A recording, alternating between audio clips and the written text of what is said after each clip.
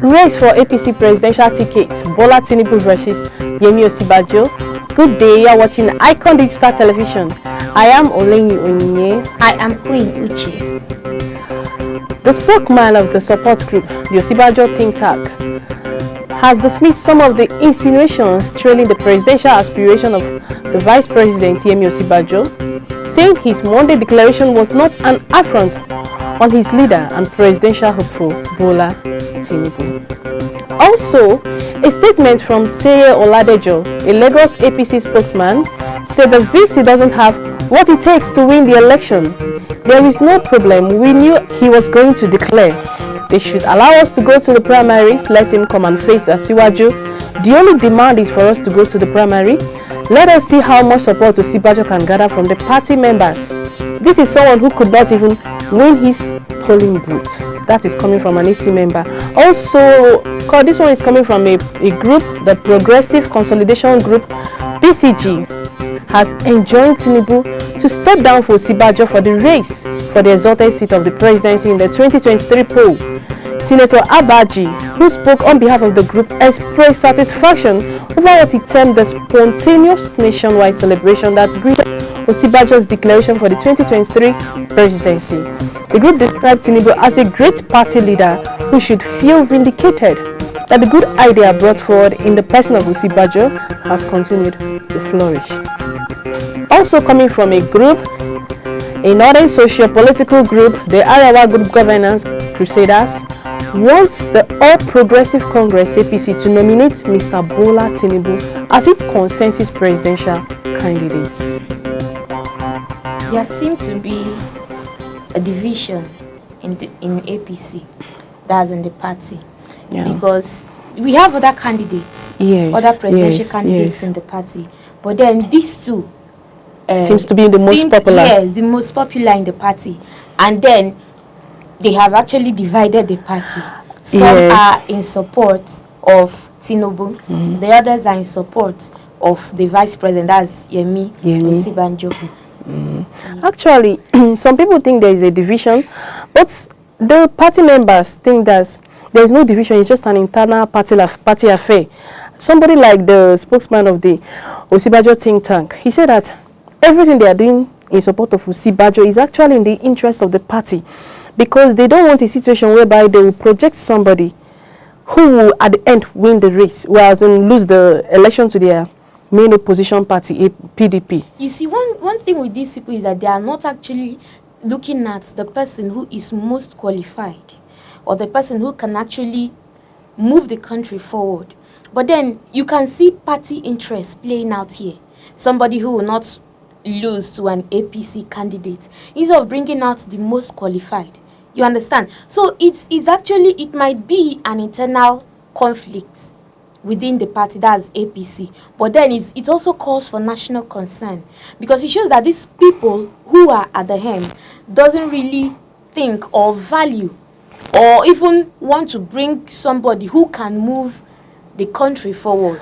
They're actually trying to represent their interests as a party. Yes, actually that is politics, but what they are trying to rule out is this: they want somebody who is standing the better chance of winning that election. They don't want to lose that election to PDP. See, they describe the vice president Osibanjo as the most qualified candidate, because among all the candidates, I think there are about 18 of them for now. Even I heard that today Ngige will also be declaring interest. So they keep on increasing. They think that Osibanjo is the most qualified, because he's the only candidate that has acted as a president. He has been an acting president for some months when the president was sick, and also they think he's the man in that has been in the corridor of power for some years now. So they describe him as the most qualified because he has seen it all. He has seen it all, and again, they think that having been the vice president for 8 years now, he has seen their mistake, their lapses, and he is going to focus on these lapses to make things better.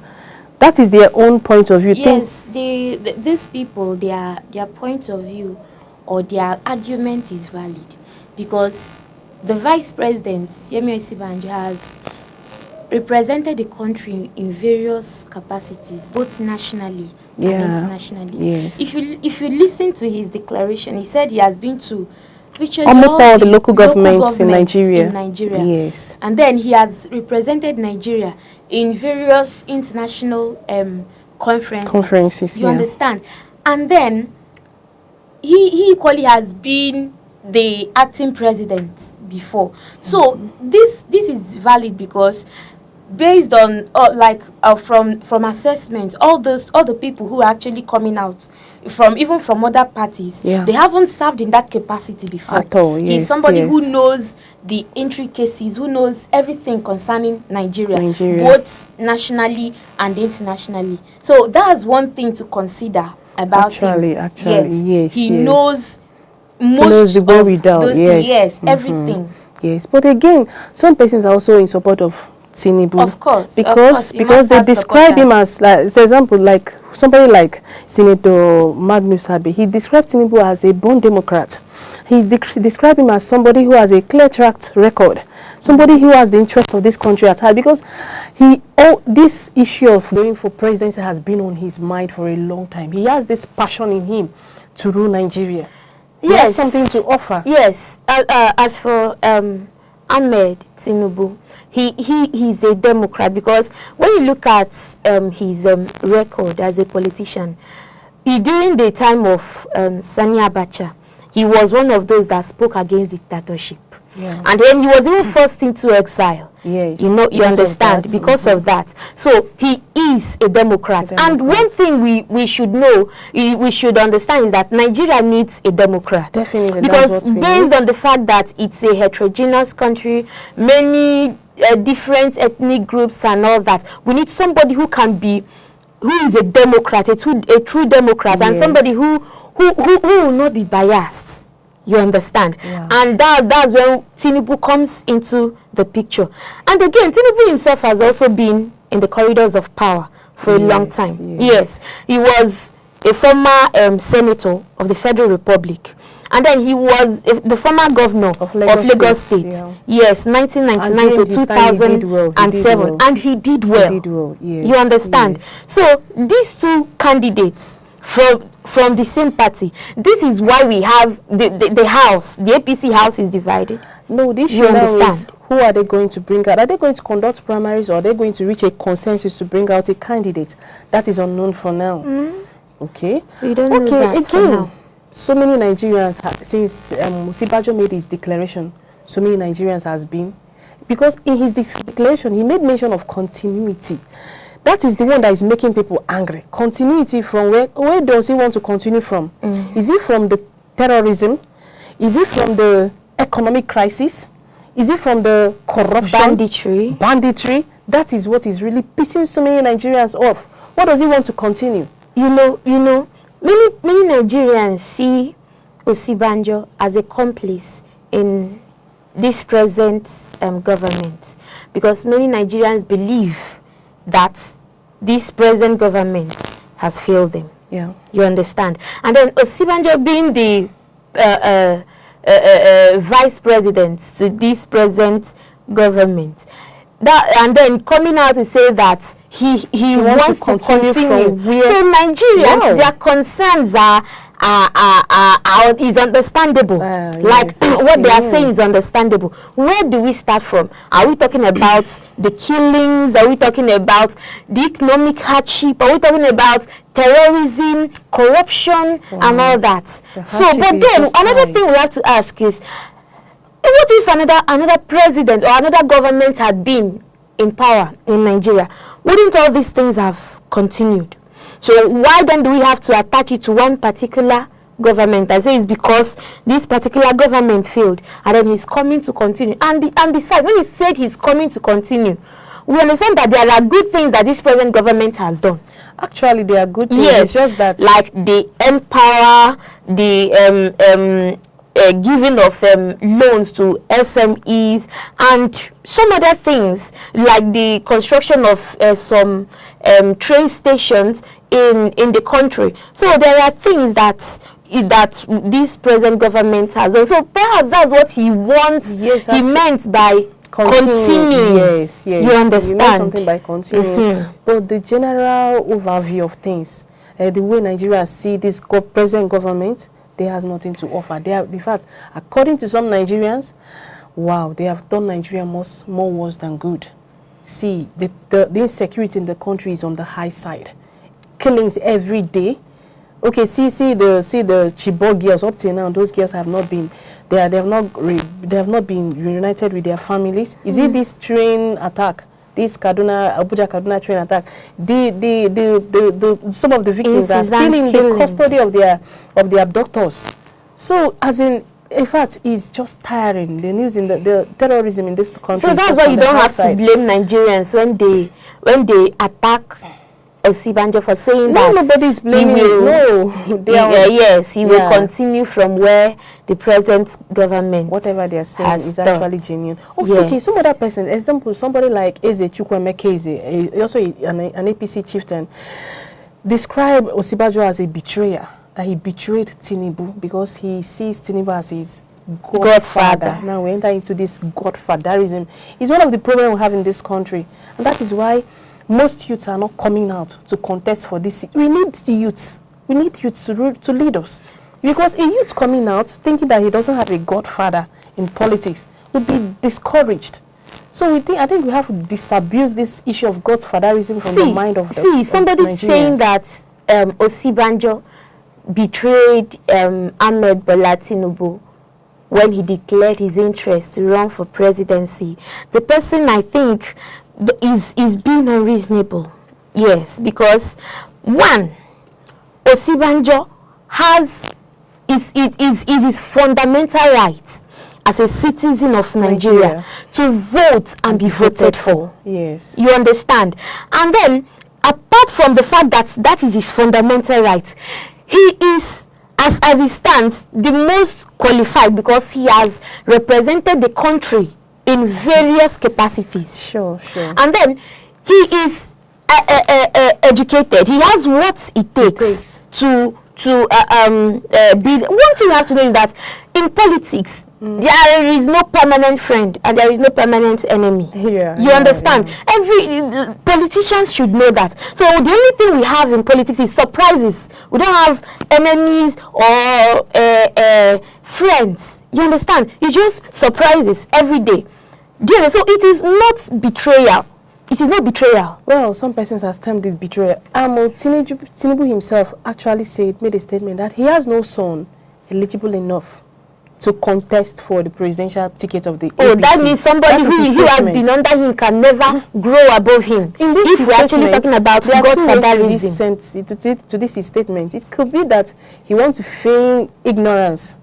From another point of view, he's saying that he has disowned Osinbajo as his son. But the question is, does Osinbajo recognize him as his godfather? Okay, that is a question for... You see, this issue of godfatherism, there are instances, there are situations where people have actually come out to vote, like to contest for a particular position against somebody who is even their biological father. Do you understand? I mean, it's based on understanding. It's based on understanding. Because if you see somebody, if you know that this person has the qualities, he has the right, he has what it takes, why don't you then allow this person, give this person a chance? Even if you are the godfather, give him a chance. Are you training somebody if you are the godfather? Are you training, okay, if you're a parent, any good parent should be happy that the child is trying to be. In that aspect, but given the fact that he has declared his own interest to run for this same race that his godson, in quotes, is also declaring interest to run, they describe the whole thing as it is betrayal. That's for some persons. Okay. Yes. Okay. And then this issue of betrayal, godfatherism too, is the reason why many young people with vision are not coming out to vie for a post. Because if you don't know any godfather in politics, that means everything, all your vision and whatever it is you have, you can't make progress, you can't make any headway. So that's one of the factors that's discouraging people, young people from who are into politics. who are aspiring, who are Yes. eligible. So because of godfatherism, and even when you have a godfather, he might even try to, like, he might have somebody else in mind who yes, maybe somebody for selfish reasons. Yeah, but another question is, who is Buhari's candidate in this? Because he has kept quiet about this. He's still keeping it secret. Some persons are proposing Yemi Osinbajo, given the fact that he has been so loyal to Mr. Buhari. Some persons are also projecting Tinubu. So this thing is getting interesting by the day. But we pray that God will just people actually trying to understand or know who Buhari, President Muhammadu Buhari is going to endorse. You understand? Because both of them are in good terms with him. We know that a Vice President, Yemi Osinbajo, has not said anything evil publicly against the government no public disagreement, and he has even represented the president in some capacities. You understand? So I think from what I am seeing, I think they have a good relationship in that aspect. So and then looking at Tinubu is like his friend. We think is a friend of his. So, and then the national leader for the APC party, where he belongs, that's President Buhari. So that's why people are really curious to know who is going to endorse in this forthcoming election. All right. This is getting more interesting.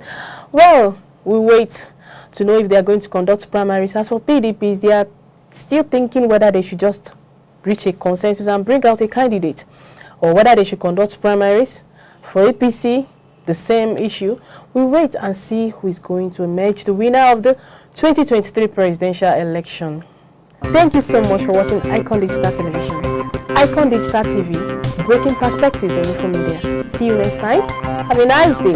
Bye.